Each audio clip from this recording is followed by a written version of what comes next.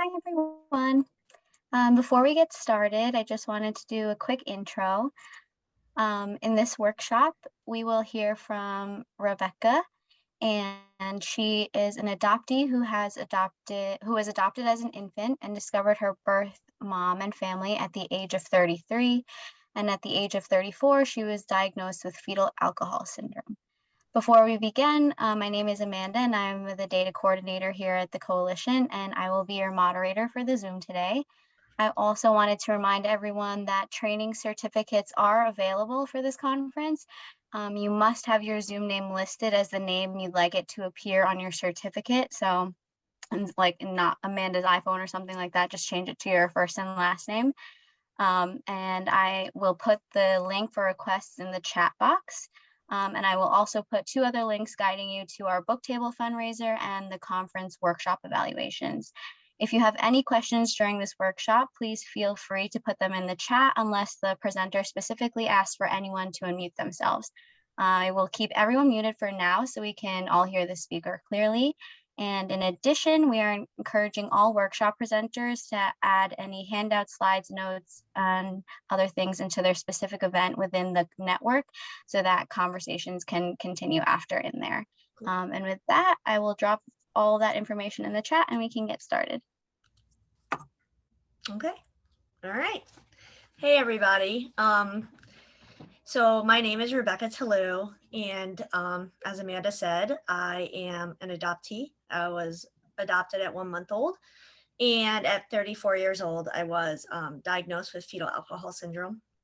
So today's presentation is just going to take you through about FASDs, fetal alcohol spectrum disorders, and into my life and how I got to be diagnosed.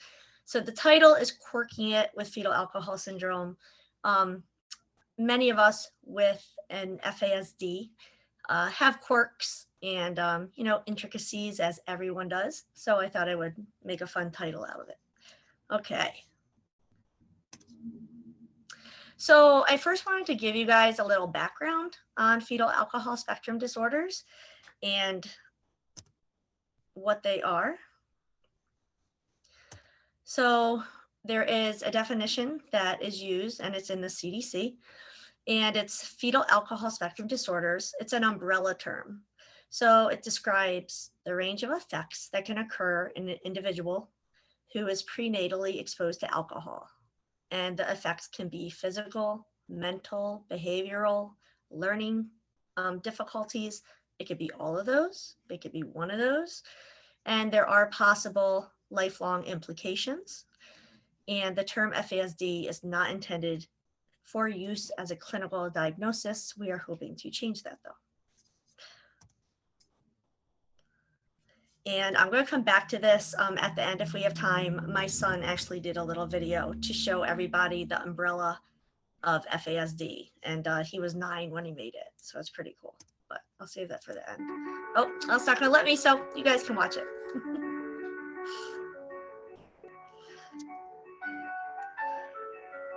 Let's see if I can make it bigger.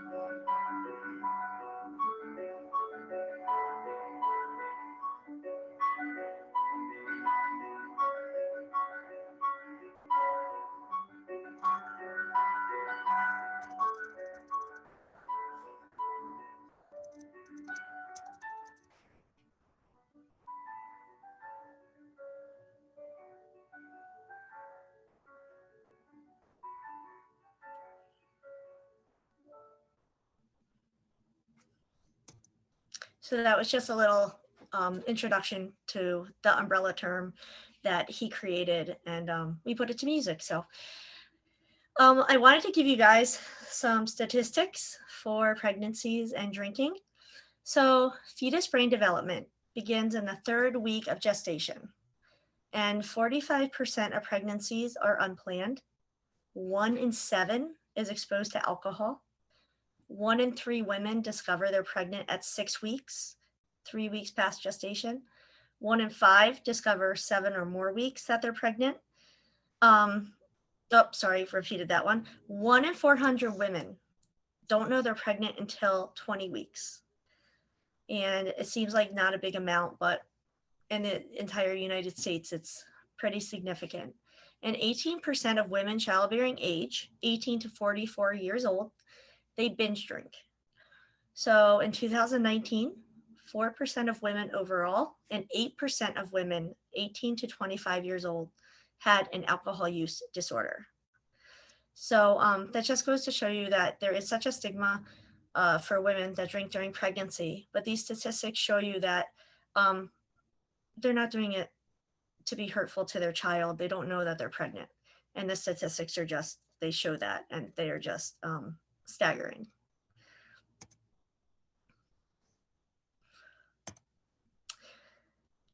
More facts about FASD.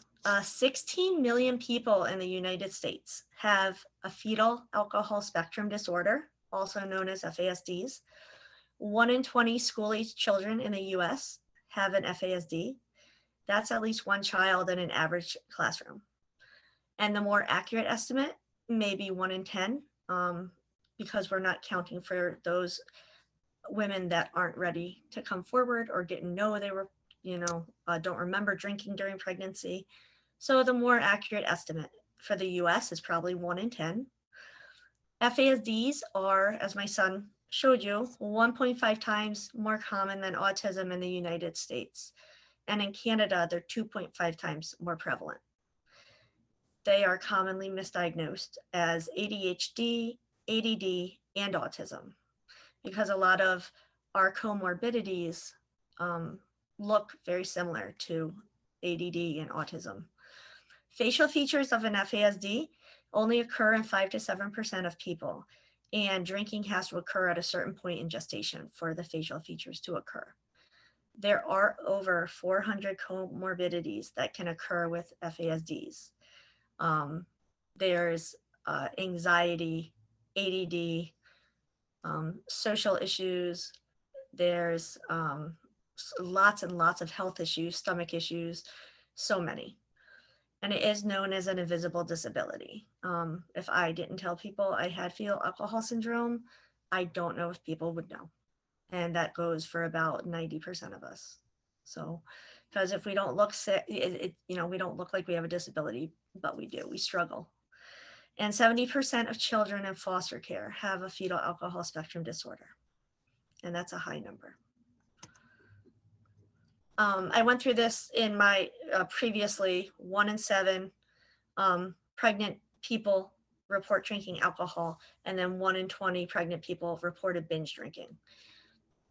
So those numbers are very alarming. Sorry, I live right near a road. So this is the cost of FASDs in the US. In 2018, $24,308 was the economic impact of FASD. And that was the annual cost for one individual, including healthcare, special education, residential care, and productivity losses. So the jobs that they hired somebody to do, but they were unable to because of their disability. $30,945 includes the costs associated with those in the juvenile and criminal justice system with an FASD. And that is per person, per year. Our FASD brains are injured, they are damaged, and many times it's the executive functioning part of our brains. It's that impulse control. We do things before we think, and we don't understand cause and effect. So somebody might rob a bank, and I know this is a blatant, but they'll rob a bank, and then afterward they'll think, oh, I shouldn't have done that. It's the frontal lobe of our brain is just skewed. And $205 billion is an estimated FASD population in the United States, the annual cost of FASD on society as a whole in the United States, $205 billion. Why are they so prevalent? Addiction. My birth mother was an alcoholic. Not knowing you were pregnant, being told you can't get pregnant, so you go and you socially drink with your friends, yet you've been pregnant for 2 months and you don't know. Not enough mental health and addiction resources. There's not enough support. And OBs, primary carers, gynecologists, pediatricians, they don't know much about FASDs. And I would love to change that, especially in New York, but I'm going to need a lot of help. So I'm only one person. They are permanent brain damage. There is no cure, and there's no safe amount of alcohol to consume during pregnancy. And they are the only brain disorder that's 100% preventable. That's a tongue twister. Okay, and now some difficulties with FASDs. Emotional age, usually half of our chronological age. Deficits in motor skills, attention, executive functioning, which is problem solving, working memory, planning, response inhibition, the cause and effect, language issues, visual perception, adaptive functioning. Every person with an FASD, though, they have their strengths and they have their difficulties. One may have an average or above average IQ, and another may have below average. More than half of us, though, do have average to above average IQs. There are disorders under that umbrella. Fetal alcohol syndrome, you have to have the facial features. And I actually do, and I'll go into that in a little bit. Impaired growth, small in stature, vision problems, cognitive and behavioral abnormalities. Then there's ARND. They might have intellectual disabilities, along with problems with behavior and learning. They might do poorly in school and have difficulties with math. That's a big one for many of us. Memory, attention, judgment, poor impulse control. Then there's alcohol-related birth defects. That's when you have issues with your heart, your kidneys or bones, or with your hearing. Neurobehavioral disorder associated with prenatal alcohol exposure. Difficulties in 3 areas: thinking and memory, behavior problems, and trouble with day-to-day living. And the mother must have drank more than 13 alcoholic drinks per month, or more than 2 alcoholic drinks in one sitting. And a lot of times that's hard to confirm. So here's my story. In the beginning, this is my birth mom, Joni, and some random guy. I don't think it's my birth father. So there's her, and she loved her scotch and water. That was her drink. So she drank all the time, even when pregnant with me. And it led to a baby born addicted to alcohol. And that's me, I think a week old. I was adopted at 1 month old. One of my favorite photos. Welcome back to the 80s. So we got my mom, Deborah, and my dad, Richard, my brother, Brian, who was their biological son, and then me. And that was at Bethany Christian Services the day they brought me home. What was known about Joni, my birth mother, and my birth? Not much. New Jersey had closed records up until, I think, 2016. So we didn't know much. I do know she claimed she didn't know she was pregnant. No prenatal care. She smoked 1 pack of cigarettes a day. There may have been drinking during pregnancy, but it stated she was not an alcoholic. And I was born a healthy baby girl, full term, they thought, 6 pounds, 14 ounces, but I was little. So after I came home is when everything fell apart. My parents had already lost a baby girl 2 years prior to me. They gave birth, my mom gave birth. She was a preemie and she died at 6 weeks of complications. So they adopted me, thought I was healthy, brought me home, and that's when everything fell apart. Failure to thrive. For the first 18 months of my life, I didn't eat much. My growth and weight were not on the growth chart. Chronic ear infections, at least once a month. Constant bronchitis. Antibiotics all the time. I had genetic testing done at Johns Hopkins because I grew up in Baltimore for chromosomal abnormalities, and everything was fine. Now, my pediatrician had told my parents I had the facial effects of fetal alcohol syndrome, but it was back in the 80s. Nobody knew my birth mother or what she had done or had not done. So they put that diagnosis on the back burner. I walked and talked on time, and that's another reason my pediatrician wasn't sure that I had fetal alcohol syndrome. And then at 18 months, I had tubes in my ears, the infections lessened, I started eating and thriving, and I just became a quirky kid, and I grew up just fine. And the diagnosis of fetal alcohol syndrome was never mentioned again until years later. So this is the 80s fuzzy photos, but I do have a thin upper lip and my eyes appear far apart. It's like an optical illusion because there was a shortened distance between the left and right corners of both of my eyes. So it makes many of us with fetal alcohol syndrome, our eyes look wide apart, and some more than others, depending on the drinking and how much. There's another photo, not very attractive, but yeah, flat philtrum, all that. So my childhood was good.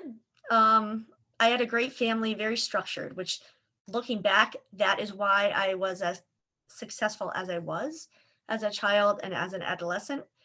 Very structured, one sport a semester.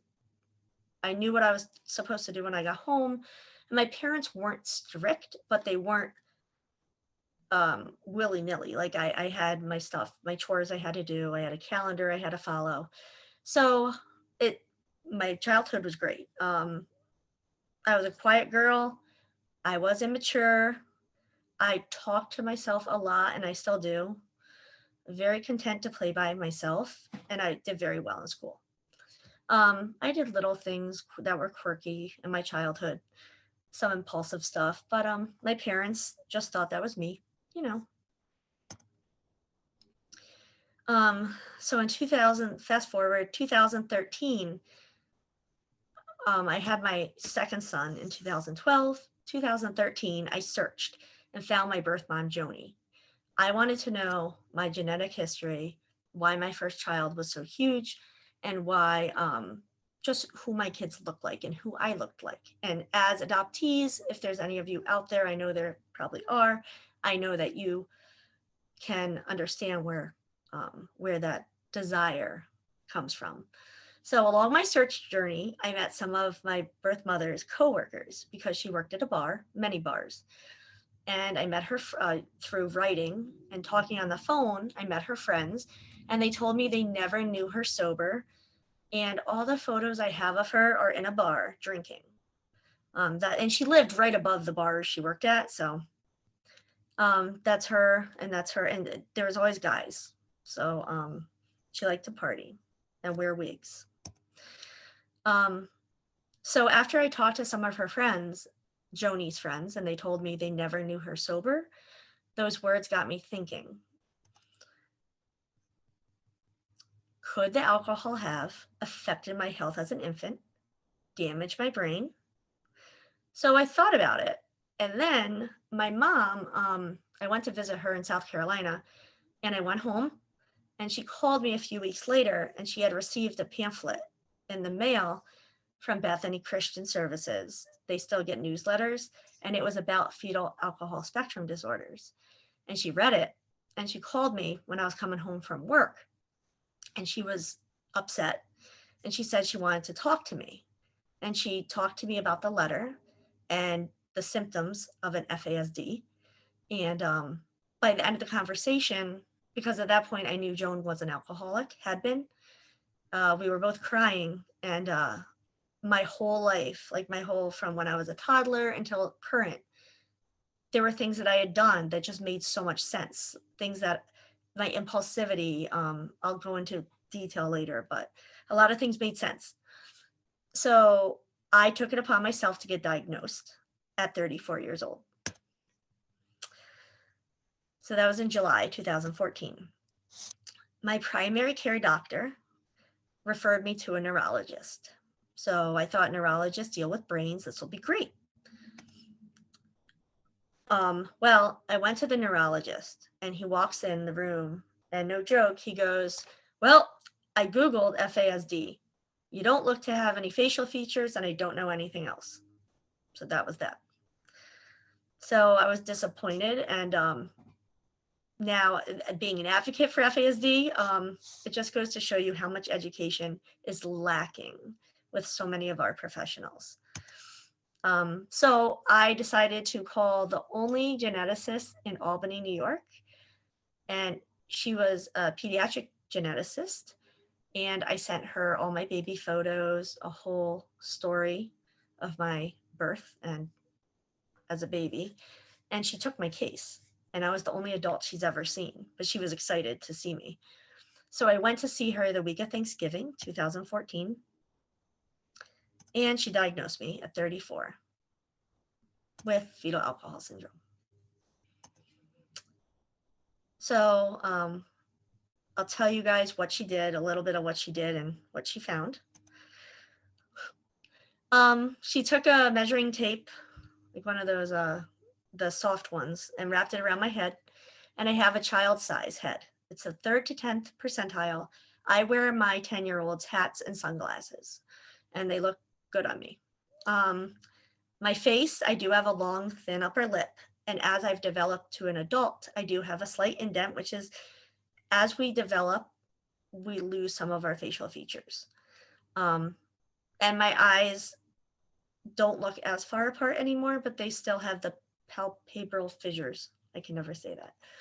And she checked nobody really talks about this anymore, but she checked my hands, and I have what's known as a hockey stick formation. So during, when we're in utero and our bodies come together and our palms form, sometimes we get the hockey stick formation if the mother drank during pregnancy. However, normal people have these also, and some with Down syndrome. So not many people talk about the hockey stick formation anymore. Vision problems, I am blind as a bat without contacts or glasses. I can't see the big E, so it's a big issue. But I did go to an eye doctor for my son, and I told him about my history and with my mom drinking, and he said that has nothing to do with vision at all. But he was like 70, and again, education's needed. So emotional and social difficulties. I'm very impulsive. It's gotten worse as I've gotten to be an adult, and I have a lot more on my plate, like a mother. I work full time. I'm a wife. I have a house. And so as I have less time to think about what I should do, I do things without thinking. I will pour orange juice without getting a glass. I will just take one of my kids' random toys and throw it across the room because it seemed like a good idea at the time. Yes, I'm 42 and I still do that. So, and I jump from one topic to another when speaking. I'm a grocery shopping nightmare. I will go to get milk and I come back with magazines, hair clips, and hair dye and no milk. So there is, with those of us with FASD, some of us have sexual impulsivity and promiscuity. When I was in high school, my senior year, it started the end of my junior year. I dated a man 2 times my age. I was 17, he was 34. And I didn't see anything wrong with it. Emotionally, I was probably 10, and he was my track coach, and he substitute taught at my school. So, but a lot of it's it's the immaturity part, the dysmaturity part of our brain. I jump into intimate relationships without thinking of consequences. It's been a struggle when I've had long-term relationships. It's been a struggle in my marriage. As I've gotten older, I've learned boundaries and I've learned what to do and what not to do. So, but it's a definite struggle, and I'm not the only one, but I am one of the only ones that will talk about it. So it is definitely a struggle. And I do crave attention. That's another attribute of many of us with FASD. Something in our brain, just we want attention from anybody. And before I knew I had FASD, I attributed that to being adopted. Might have a little bit to do with that too, though. Absolutely. All right, here are my quirks, or my more emotional and social difficulties. I still talk to myself constantly. And I learned I need that vocal feedback in my brain. But I will have conversations with myself constantly, out loud. Everyone can know how my day went if I'm in the shower. I'm not joking. I'll come out and my kids will be like, so you had a good day, huh? You did A, B, and C. Yeah. So personal boundaries, I've learned, but I used to want to be best friends with everybody immediately. And as an adult, I used to meet somebody at a park with kids and then wanted to do dinner parties with them. And I've learned boundaries. I've learned to make friends slowly now. Perseveration, I do. When I searched for my birth mother, I perseverated on finding her. It could be a negative part of life, but it's actually, for me, I use it in my job and it works very, very well because I catch criminals. So cause and effect is hard for me, and that's a lot of to do with the relationships I had issues with. I would do stuff, not realize how it affects my family, how it affects my significant other, how it affects everything. I had no idea. A lot of us live in the moment. It can be a good thing, but sometimes not so much. And I get very irritable if I don't sleep at least 10 hours. I prefer 12 hours. My brain is very tired at the end of every day.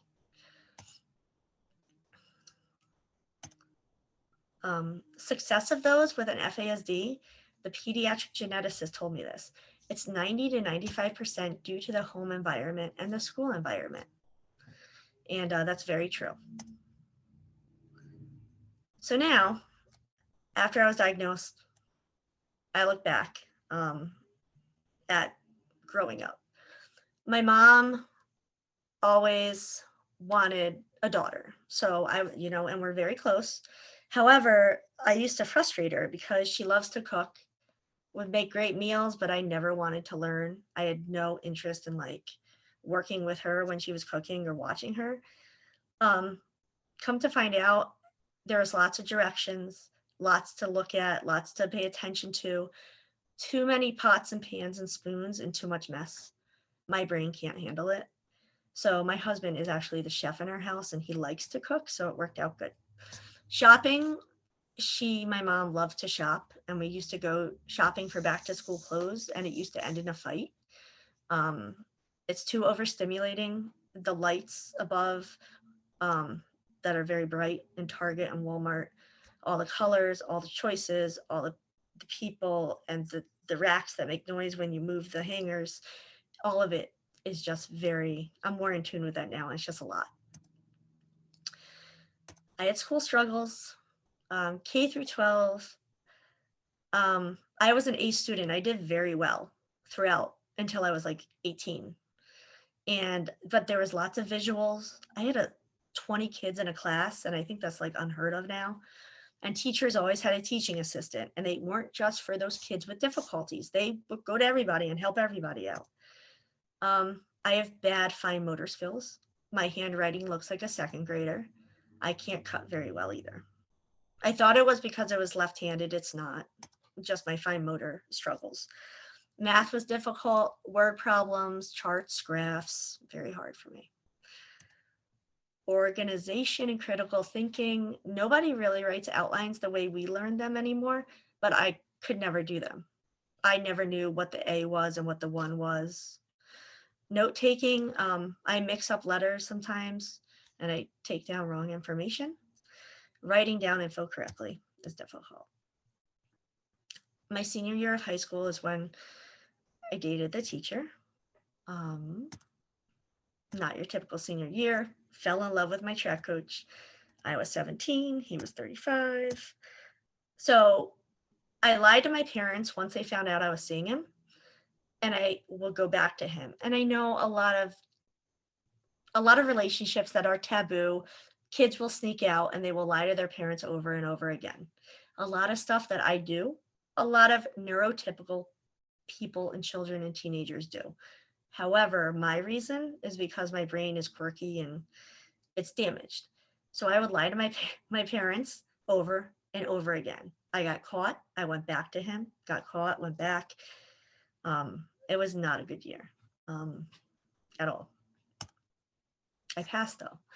So then I did make it into undergrad school. I got my bachelor's in speech pathology. In the classroom, I was amazing. It was a good learning environment, lots of visuals. Note taking was good because usually the notes were on the board sometimes, and I had people I could copy their notes if I needed to. Where it all fell apart with me is student teaching, because student teaching is very abstract. Executive functioning struggles. I would have to write a lesson plan for 5 children, all with 5 different needs, and I couldn't do it because it was too abstract. And if something didn't work in a lesson, I had to think on the fly. It was not good. I couldn't do it. I did pass, but I barely passed undergraduate school. I did get into graduate school at the College of St. Rose for speech pathology.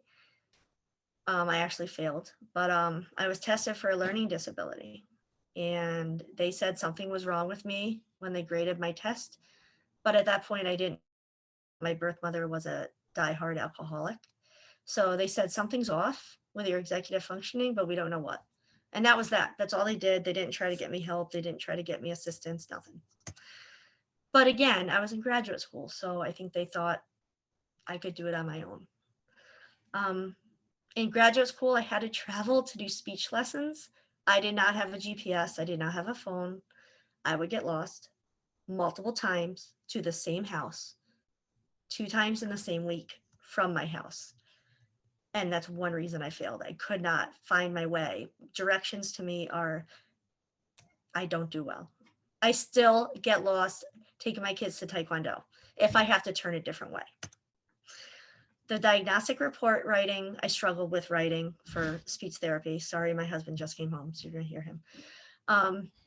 I struggled with writing cohesive paragraphs. I asked my professor for help.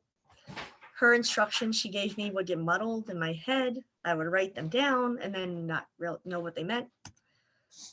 I did fail. Like I told you, I mentioned before, I did not pass.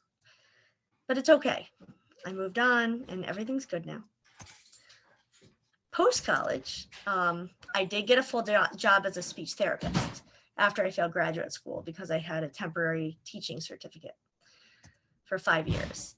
I did well. The reports were only small paragraphs that I had to write. A lot of children I saw one-on-one, all with the same objective. If they were like one-on-one, it was just working on sounds. So it worked out really well. So first comes love, then comes marriage. Sometimes. I did marry my husband when I was 24. After my diagnosis, I'm thinking I was probably 17, 18, mentally, emotionally. Immaturity and marriage don't mix. I would party until 4 a.m. while my husband worked nights. He worked at a bar, but I would bar hop till 4 a.m. We didn't have kids at that point, just us. I had trouble seeing others' perspective. I was very egocentric. I still am when I want my own way. Makes it very hard on my husband and my parents. So we got married and we had 2 kids. We had Dominic in 2008 When I went into labor, I packed a diaper bag. My mom likes to tell the story because she says it's my brain. I packed it with baby toys for a 3-month-old. I packed it with teething rings. I packed it with maybe like a book to read. I didn't realize that newborns, I had never had a baby, part of it, but I didn't realize newborns wouldn't want any of that stuff. So my mom says it was my brain, and probably wasn't really prepared for a baby. I didn't know how to multitask. I brought my son home and I let others take the lead. I just kind of sat in the background, and part of it I thought was due to being adopted, and I think it was parts of it, absolutely. It was intermingled with my fetal alcohol. He was my child, and it brought me to what was my birth mother thinking, and it was a lot of emotions. I think I did suffer from some depression afterward. I didn't have the motherly instinct. My second son was born in 2012. Second time around, lots easier. So today I'm not a speech therapist. And I'm a medical adjuster for car insurance, and I've been one for 15 years. I was at State Farm for 11, and I just got my 5-year anniversary at the General Auto Insurance, doing the same thing. Not to say there's not struggles at work, because there are. Issues in the workplace. When graphs and organizational charts are hard for me to comprehend. We live off of these charts where I work, and every Monday and Thursday we go over them. I have to have people explain them to me and what they mean, because I don't understand. Math is not easy for me at all, and they just don't make sense to me. But my coworkers know my issues. My boss knows what my brain's like, and they don't mind telling me twice a week. I had trouble organizing material on 2 screens for efficiency. I work off of 2 screens, and I had to have a coworker come over and put things in certain places to make it more efficient for me to get my work done faster. I had things all over the place. I learned by repetition and visual. I'm a visual learner, and I learn by repetition. I have to have multiple reminders on how to perform certain tasks. Repetition is my friend. If at first you don't succeed, perseverate. I had mentioned perseveration could be a good thing, and that I used it at my job. So I investigate claims fraud. So if people say they're injured in an accident, but the accident never happened, I get to deep dive into those claims and perseverate on all of the facts I have and figure out what's what. So it works very well in my job, and I am very good at it. So, and I like it. I do have issues at home, even as an adult. I do have temper tantrums, and I'm very distracted. So if I have to make my son breakfast and then I see that there's dirt on the floor, then I'll take out the broom, and then I forget to feed him breakfast. But he reminds me, so we're good. But I'm like that dog in Up, the movie. I'll see something and I'll be like, squirrel. So it's a joke in my family, and I'm okay with it. Tantrums, easily distracted. I'm dating myself, but for any of you that know the family circus, I want to say this is Billy, and his mom asks him to go mail a letter, and he proceeds to go through every room in the house and do everything else but mail the letter. By the time he goes to mail the letter, the mailman's gone. That's me. I go to point A to B, but I take every single detour to get there, even as an adult. But if I have a list, I do a lot better of what I have to get done. Here's some tips that help me. I have to plan a couple days ahead of time. So if we have plans for the weekend, I need to plan those Thursday. They can change, but I don't deal well with change, and I get irritable because my brain has to accommodate those changes. And People have learned not to give me agendas when I first wake up in the morning because my brain is not awake and I can't handle it. I have calendars to write events in. Well, now I only have one, but it does work. And I prioritize things to get done and I write them out on lists. And I know my limitations as far as overstimulation and patience. I know going to Walmart on a Saturday is not a good idea because I get very overwhelmed. And when I get overwhelmed, I get irritable, but I also get very, very tired. So, yeah. I have a weighted blanket and I love it because I'm a sensory seeker and I never knew that. But when I was younger, I always sought out weight.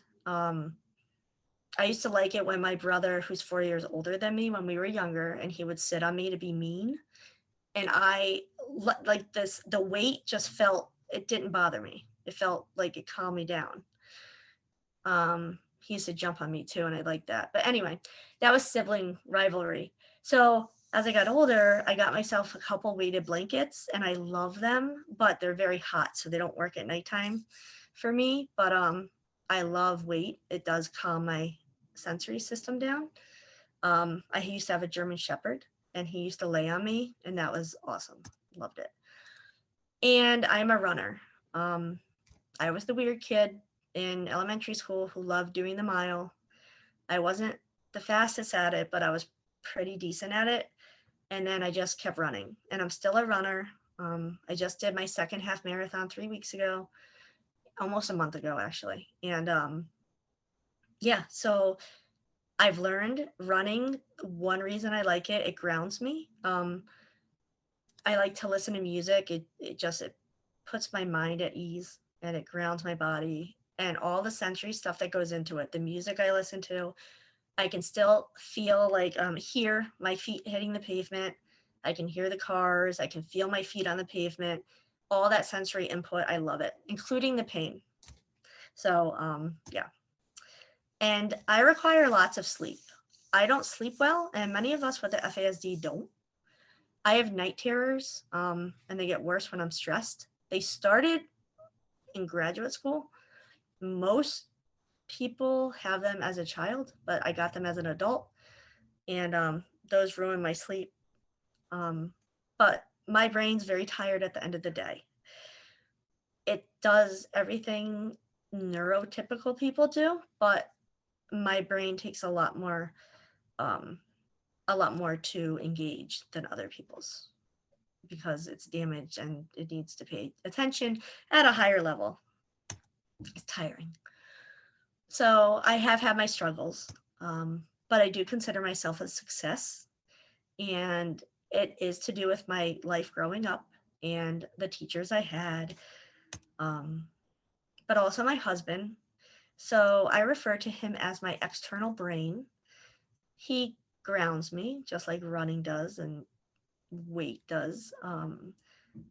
I used to go shopping for Christmas by myself for the children. I don't do that anymore because I would come home with lots of things I didn't need. And now he'll go with me and we stick to a list and it works a lot better.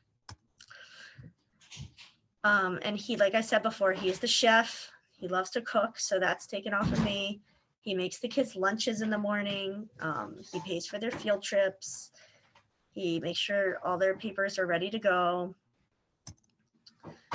And my mom and dad, Rich and Debbie Kulak, they're incredible. My mom and I struggled for years. We've had a good relationship, but we've struggled. We've had our fights, as all mothers and daughters do. A lot of it was because I think my brain is different and my mom didn't know it was. Nobody did.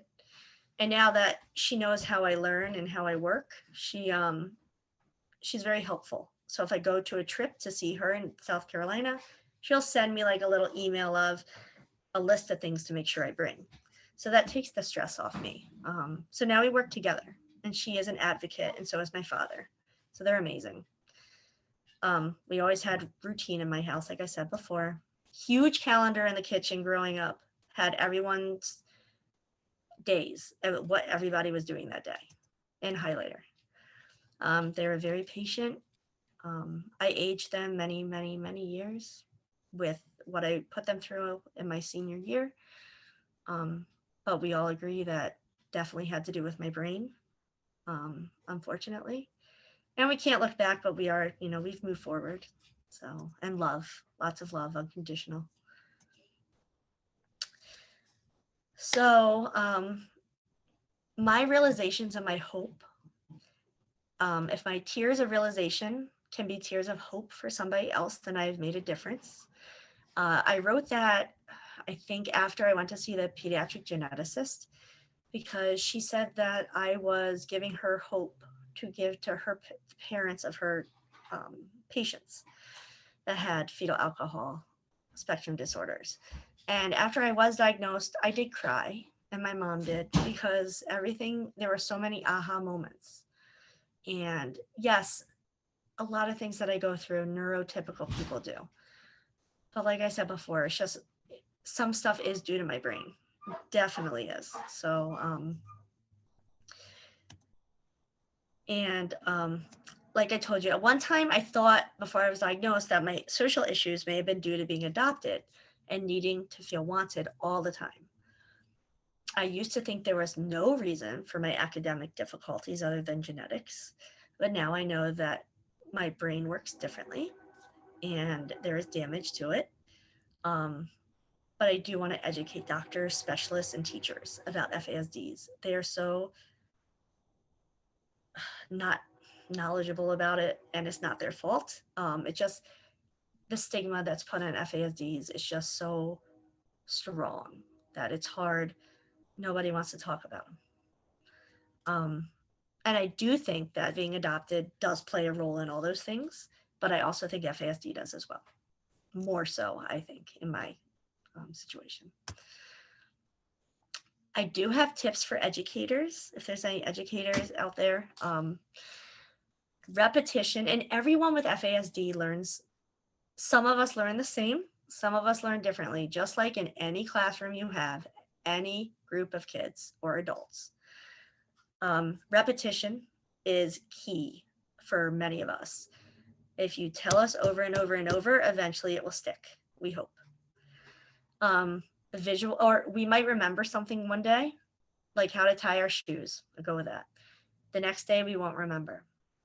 And it's frustrating as a parent, as an educator, because we practiced this all day yesterday and you got it. How can you forget? Our brain's damaged. It was remembering other things and it forgot. And it's frustrating, and I know that. Visuals, write down what you are teaching.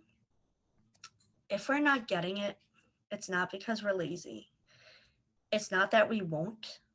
Sometimes it's that we can't. Just we can't on that day. We can't read that sentence today. I don't know why. We just can't. Our brain won't allow us to. Try tomorrow. Maybe we'll be able to. And I know in a perfect world, all the teachers and all the educators would have all the time in the world to be like, oh yeah, that makes sense. Okay. And, we'll work with this child, lots and lots and lots. But I know education is a very tough job, and I know that there's not enough teachers out there. But just if you see a child and you know they have an FASD, they're not lazy. They're trying their hardest. They really are. We're overwhelmed by what we don't understand, and we're overstimulated. We may come across as not caring, disruptive. We want to understand, and we're trying our best, but our brain just needs a rest. And I think it's important for teachers, if they can, I know it's, again, not a perfect world, I understand that, meet them where they're at. And that's hard when you're teaching a classroom of 20 kids and some kids are at this level, some kids are at that level. It can be tough. But if you can just try to meet just the child where they're at, and I know it's not always possible. There is something big happening with the FASD community I wanted to bring up real quick. It's called the FASD Respect Act. If you go on to formerly NOFAS, NOFAS, now FASDUnited.org, It's a bipartisan bill to give money to educators to teach and understand and train on fetal alcohol spectrum disorders. I did get the New York State Congressman Tonko. I'm not good with politics, but he did sign on to the bill. I had a meeting with him. And it directs the Department of Health and Human Services, the NIH, National Center on Birth Defects and Developmental Disabilities. It'll give money to carry out and to coordinate research and surveillance and give educators the tools they need to teach those with FASD. It provides services, identify and implement best practices for educating children with FASD. It is a brain-based disability. Establish centers of excellence, and establish diagnostic centers. Right now, there is one diagnostic center in the state of New York. And that's for mostly children. When they can diagnose adults, but not very often because they don't have the staffing. And that's in Rochester. I have a bunch of resources I used. And again, I will send this all to wherever I have to send it so everybody can have it. I do have a memoir and it's on the bookshelf that is virtual, I think. It's called Tenacity. And I wrote this after I found my mom and after I got diagnosed. So it includes search and reunion and getting diagnosed with FASD. And it gives tips on searching. And that was before we had open records. So yeah, there's a lot of cool tips in there. Many websites. I actually work a lot with FASD United. I'm doing a big project right now. It's a second annual virtual 5K. I created it. Last year was the first one. There's a whole website on it. It's September 9th through the 25th. It's virtual because it was easier to do virtual given the COVID stuff that was going on still last year.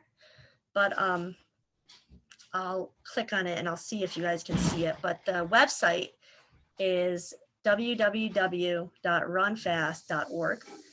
And then I do have a blog. The blog name got messed up because I was too quick and impulsive and I clicked OK. It's called adultingwithfasdcoms.com. So, and then I have my email. I'm on Twitter, Instagram, Facebook. So I did try. So this is the Run Fast. This is my baby. All proceeds go to FASDUnited.org. We are looking for sponsors, looking for people to make groups of people to run it, walk it, bike it at your own pace. It's just to bring awareness of FASD to communities.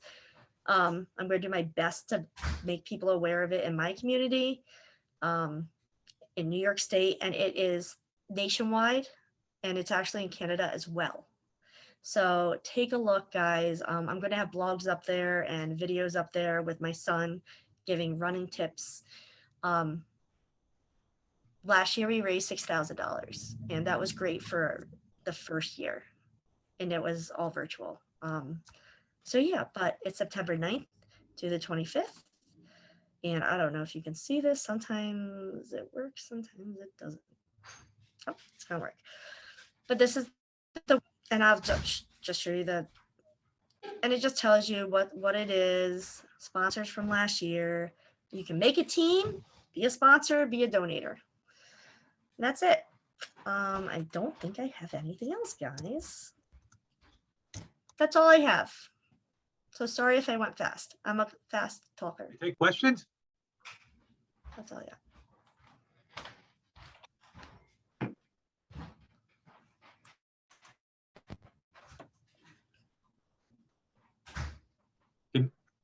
Can you take questions?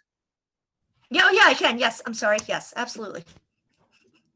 Hey, Rebecca, that was Hi. a wonderful presentation. I loved it. Thank you. And thank you for all of the resources. When you were sharing that at some point you thought maybe some of it was related to being adopted, that trauma. you were mentioning it more around the time where you were having your own children, where you were realizing that parenting that was bringing forth some of those emotions for you. Was there a time earlier than that where you thought maybe some of what was going on was related to being adopted, not so much FAS, or is that actually the time where So it kind of had that eye-opening moment for you where you're like, here's the adoption part, but before that? I think there's a gray line, because when I was younger, I've always craved attention, always. And when I was very shy as a child, but I always wanted people to notice me, but not like I knew they were looking at me, but I didn't want to be the center of attention.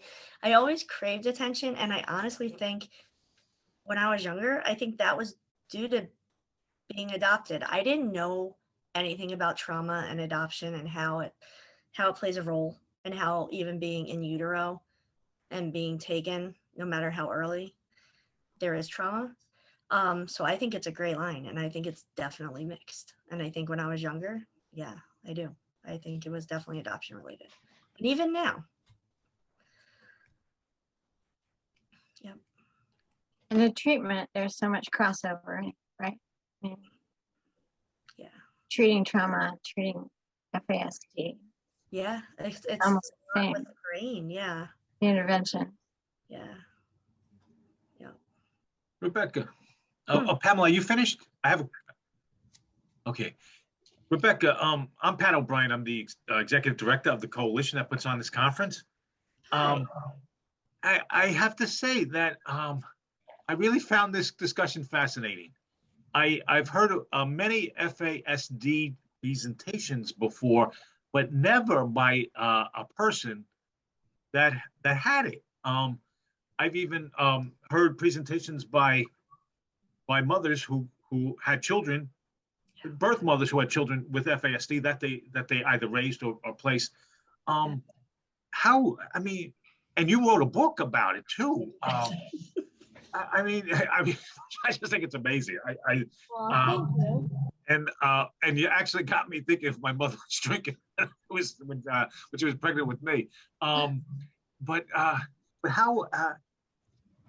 Well, I guess I just wanted to thank you. And somebody else wrote that you're an inspiration. Dory Shaner wrote that. And look at some of the comments if you can in the yeah. Oh my gosh, absolutely. Yeah. But so I just want to thank you for putting yourself out there like that. Thank you so much. Thank you. Thank you. Thank you, Pat.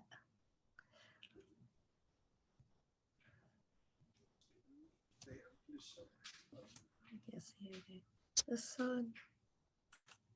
Oh, you know, I do have a question. Levels. Let's say you're just an average person, likes to party, doesn't know she's pregnant. Yep. Second she finds out she's pregnant, she stops. Do you think there are levels of FASD like with other things? Is there a spectrum of FASD? Yeah, and I apologize. I was not very clear with that. There is. So the umbrella, the Fetal Alcohol Spectrum Disorders, it's definitely a spectrum. And the weird part is a woman can drink, two women can drink at the same time of pregnancy, the same exact amount, and those kids are affected differently. Yeah. It's crazy. But like, I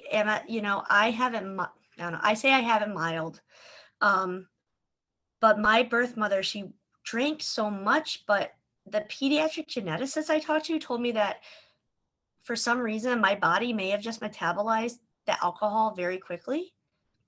And nobody knows what really happens, like in utero, and how it affects each child, unfortunately, until they're out. So a lot of my issues were when I was a baby, and like I wasn't eating, and I guess I went through alcohol withdrawal, and that's why I wasn't eating, and I was sick. But yeah, there's levels. It's definitely a spectrum. Definitely. Yeah.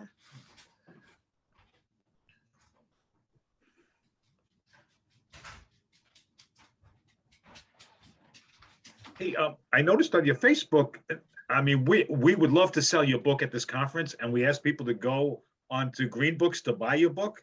Yeah.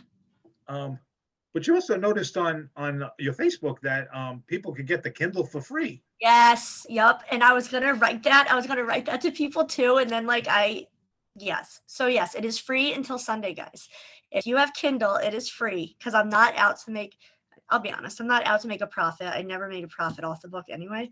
I just want to get the word out there about adoption, searching, because in Florida, they still have closed records and it's very tough. Yeah, and just about FASD and yeah. Well, thank you for making that offer to us. Absolutely. Yes. No, please go on. Yeah. Kindle, it's free until Sunday at midnight. By the way, I'm the Pat O'Brien that friends you on Facebook, just so you know. Oh, okay. Sounds good. I just put the Kindle link in the chat. Oh, thank you. You're Thank you, welcome. Claudia. You're welcome. Thank you very much, Rebecca. I really appreciate it. Absolutely. Thank you for having me. Good to see you again. Yes, you too. Absolutely.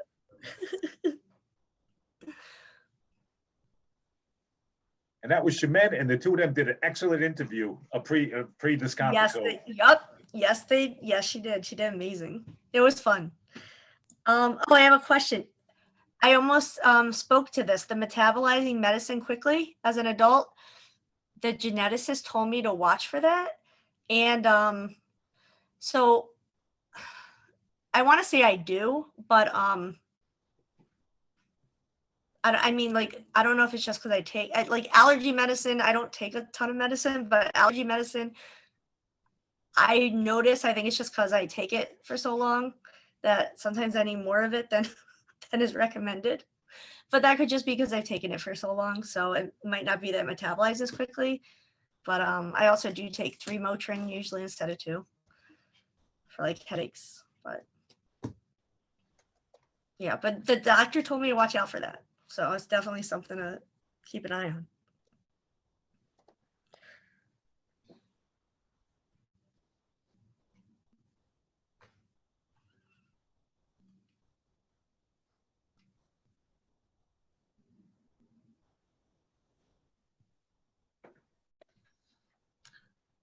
Hey guys, I don't have it handy, but can somebody just put the link again to Green Books in the chat? Okay, Yeah, I don't have it. I would put it in there.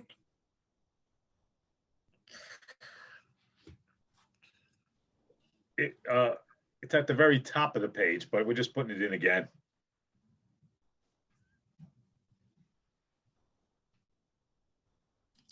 Oh, sorry, I keep moving the notes.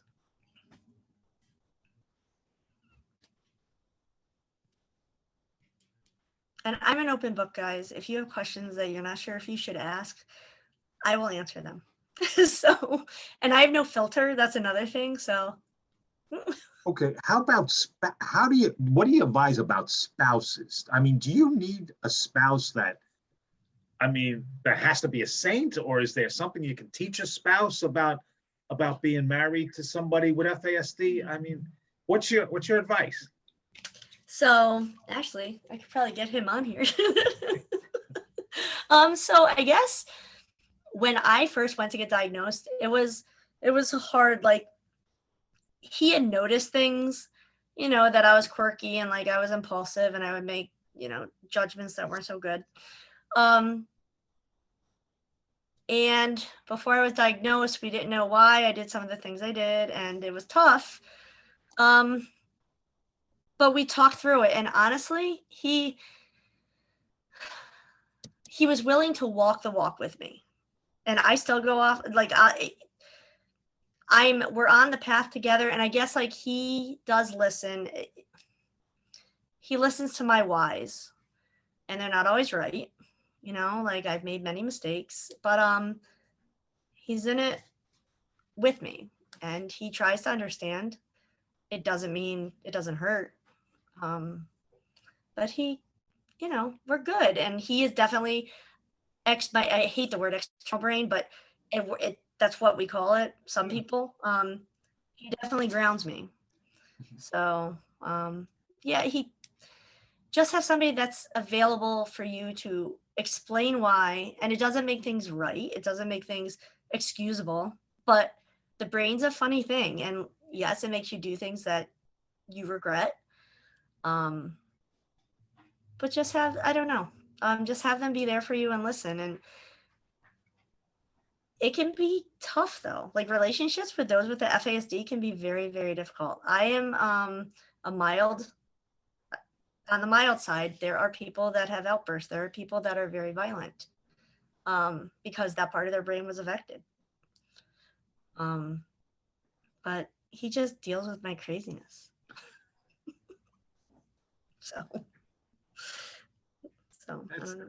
I like that conceptualization as an external brain. Yes, you know? yeah, and it is, and he's definitely is. Yeah, I mean, and also there's no shame in counseling either. Like, I think as an like we've gone to marriage counseling, and that helps too. A third party, you know, just to talk things out. So.